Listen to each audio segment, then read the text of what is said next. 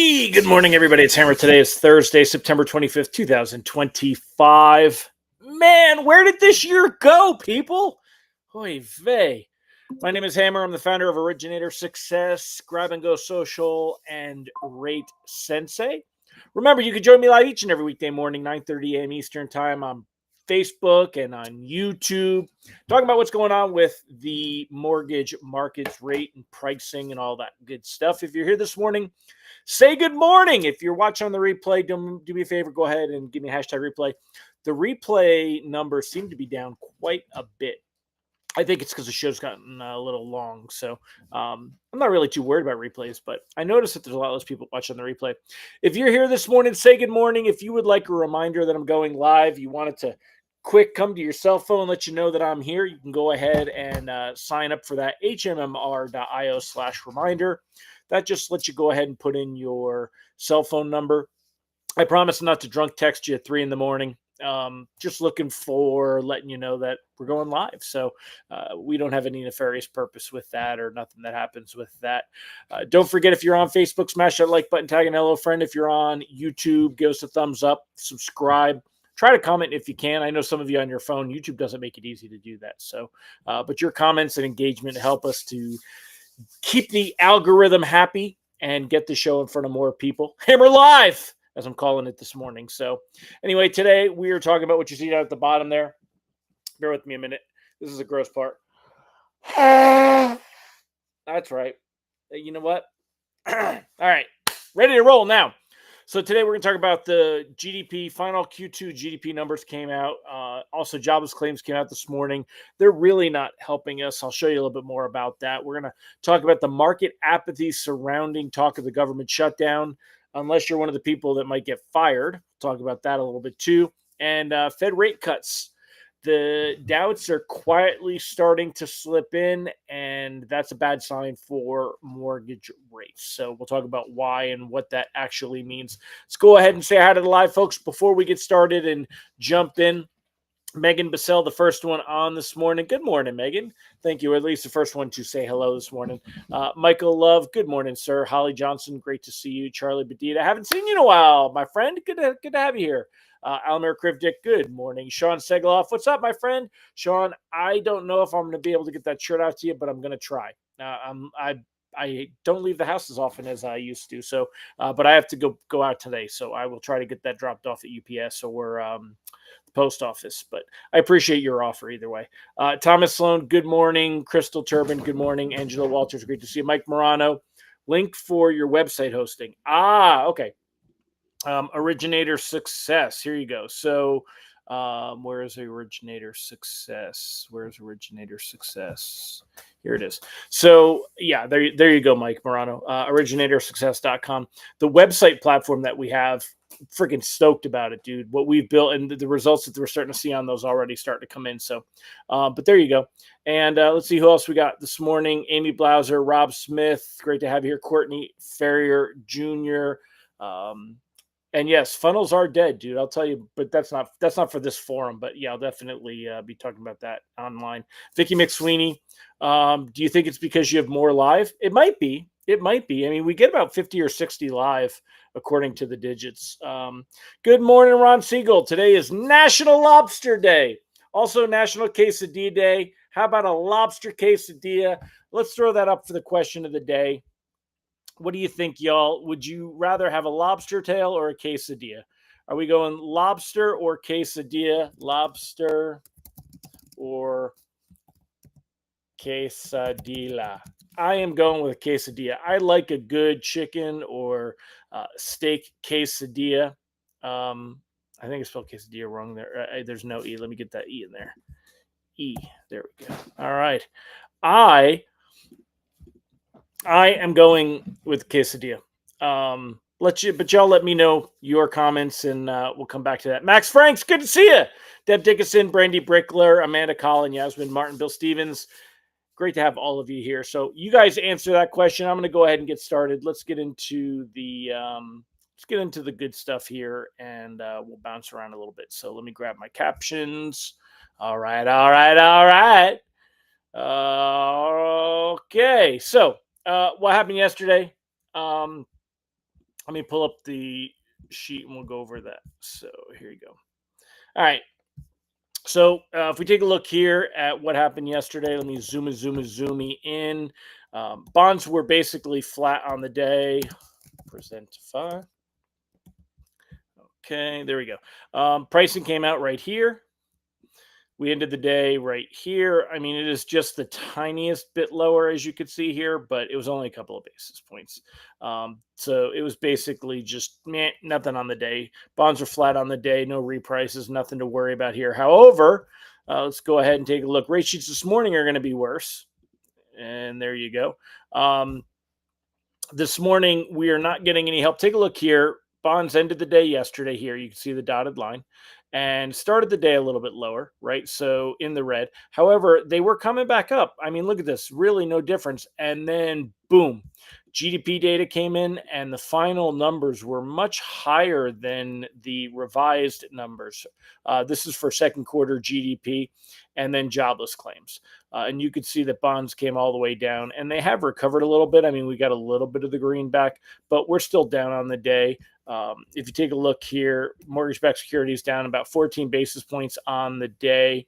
That is about what I would expect. I said yesterday in our text alerts that it was pretty likely we were going to see bonds drift lower this morning. So even without the reaction that we got here to that data, you're going to see that. So that means rate sheet's going to be a little bit worse. They've been running flat. You can see here, 6.35, 6.37. We've really been running flat all week. Going to lose a little bit of ground. You'll see them go up to like 6.39, 6.40 today is what you're going to see. So that is well off of the best levels. Remember, we had that one-day unicorn of 6.13, which I really didn't understand why we'd even seen that. Bonds didn't really go for that, but I would say 6.25 is what I'm going to pull that off. We're about an eighth of a point higher these days than where we were. So not the best thing. Reprice risk on the day is low. Bonds are already down on the day. It's unlikely they're going to drift much lower. I don't have many concerns about a big sell-off. I think we're going to stay right around that, under that minus 20 basis points area here. Take a look at the 10-year Treasury yield, though. Look at this. We're definitely, again, when you see on the yield, when the yield goes up, that's bad. We don't want to see that, unfortunately. And you can see we started down here, and it's just really worked its way up. It's broken through the blue line, which is a 25-day moving average. Today we are starting above that, broken above that already. I think we'll stay above that. Arguably, we could improve a little bit, get back below that. That 25-day moving average today is at 4.15. So we could kind of squeeze below it, but even if we do, it's temporary. We're going to go back above it. I think we'll be testing this red line, the 50-day moving average. I think we'll be testing that at no time, and that's going to be around by the time we get there to test it, it'll be around 4.22. It's a little higher than that right now. It's 4.24, but we'll be testing it around 4.22, and I think we're going to see there altogether. So notice I was hoping after the Fed meeting we would get in the threes. Instead, we're back, in the not mid, but low end fours here, but way off of the 414s. I think we'll be in the 420s. I think rates are going to continue to creep higher, y'all. I am in a locking stance. There we go. Okay. I'll put the lock advice down at the bottom. Let me see if I have any here. I would be locking almost anything at this point. I just think rates are going to continue to creep worse, the outlook. I think rates are going to continue to slowly creep higher from here. We get BLS jobs data next week. I know sometimes I write down October 5th because I don't know. I don't pay attention. It's October 3rd. But I don't have any hope whatsoever that that's really going to help us much. So let's go ahead and hit some of the headlines and some of the things that I said we were going to talk about this morning. Remember, what I said we were going to talk about was, if we go back up here, GDP and jobless claims are not helping us this morning. So let's go ahead and let's talk about that one first and kind of hit that headline. I'll show you the screen here. All right. So taking a look here, you've got initial jobless claims dropping to the lowest level since July. That does not signal weak labor market. And remember, these are this is a weekly survey, so but it's been that way for quite a while now, where it's kind of been coming in better than expected. Initial applications for jobless benefits fell to the lowest since mid-July, underscoring companies remain reticent to lay off workers, meaning that's when you see unemployment go up, because when people are laid off, then they get unemployment. So companies are not hiring, but they're also not laying anybody off, and that's not a super weak market, arguably. Now, I know there's a lot of reasons we could dig deeper and definitely see that there is labor market weakness, but right now it's kind of showing flat. So new claims decreased by 14,000 to 218,000. Expectations were for 233,000, and the continued claims, right? Continued claims that gauge, kind of more of that fell, and that's what you have to pay attention to as well. They fell to 237,500.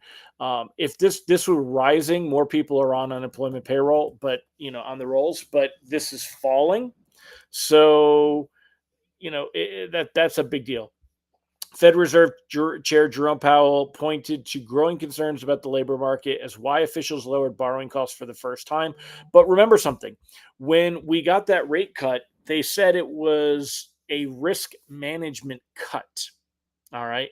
And expectations of future rate cuts are starting to come down. And take a look at this. Now, again, mortgage rates are not controlled by the Fed funds rate. However, when you do see the Fed funds rate going down, it's representative of a bigger picture, and all of the same things are going on. So the idea right now, a month ago, it was much higher that we would have one rate cut by next meeting, right?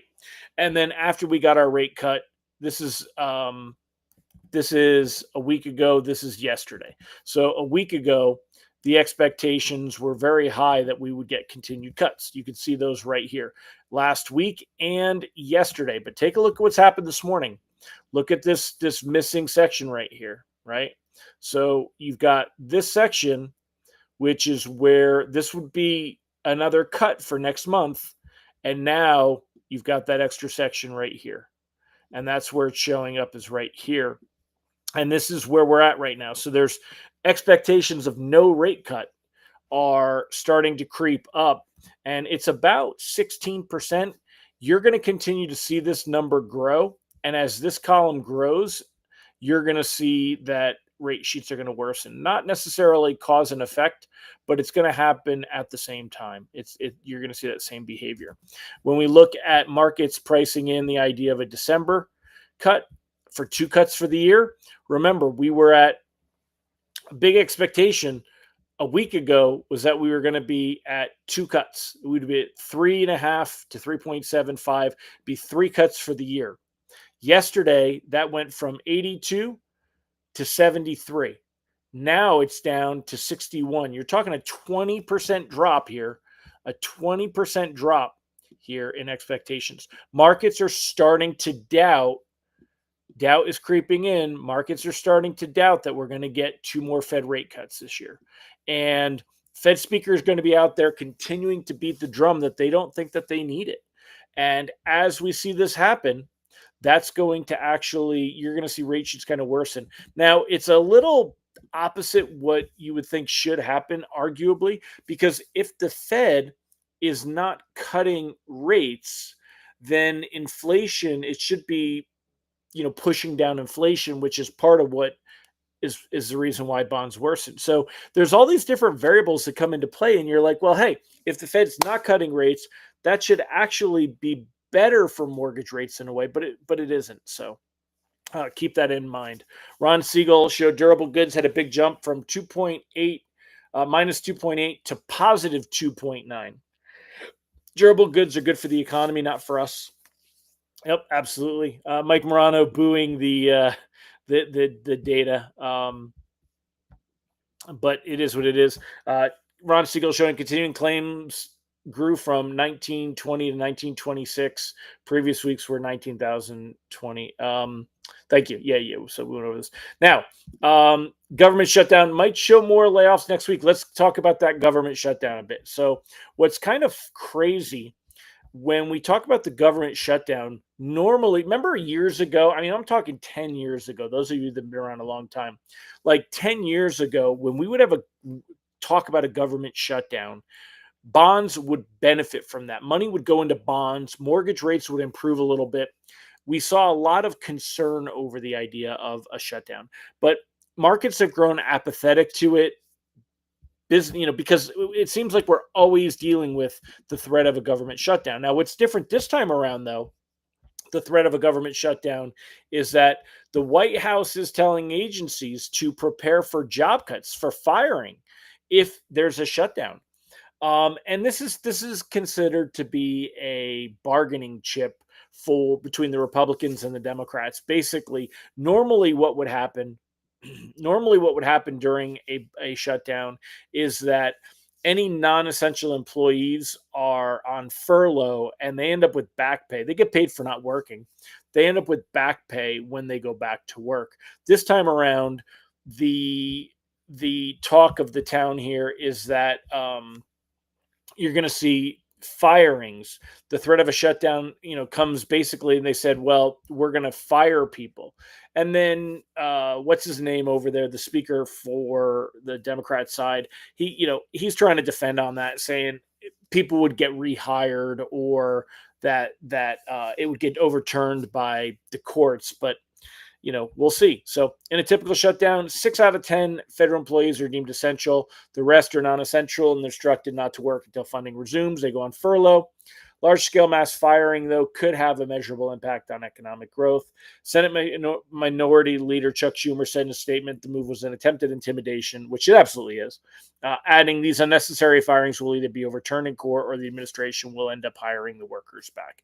Just remember, we are all pawns in the game.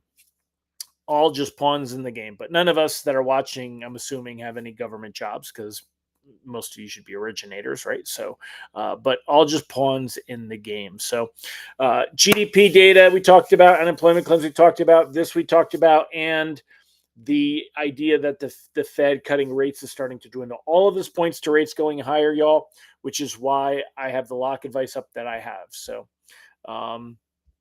Ron pointed out the only layoff non-essential employees. Why do we have non-essential? Because it's like saying emergency needs versus needs. There's a lot of people that are not essential to the day-to-day running of the government, but are essential to the bigger picture of the government. I'm not essential to my business, Ron. I can take a week off and my company, my products will still run. My team can run everything, but I am essential to the company. They shouldn't just not have me at all. So that's that. I mean, let's be realistic about that. Ron Siegel, the Moran effect will press rates down. He's providing strong economic arguments for his position. I'll have to read more into that because we talked yesterday and I read, the article I shared said his position really wasn't that strong. The lawyers in the Fed will have trouble debating him. They're lawyers, not economists. They're not all lawyers. There's plenty of economists on there, but some of them you would argue are arguing for lower rates. We'll see. I'm the bishop. Yeah, not even. I'm the rook. I got rooked. So, all right, my friends. Well, I'm going to wrap it up. Thanks again for joining me. Hopefully that gives you that insight. But again, not looking good for rates, y'all. I think we're going to continue to see them creep up. If we do not get weak enough labor market data next week at the BLS jobs data on Friday, normally we're trying to avoid a strong report. But with this one, if it's not weak enough, it's not going to help rates return and find their way back lower. Even if it is, I don't know how much lower it would go.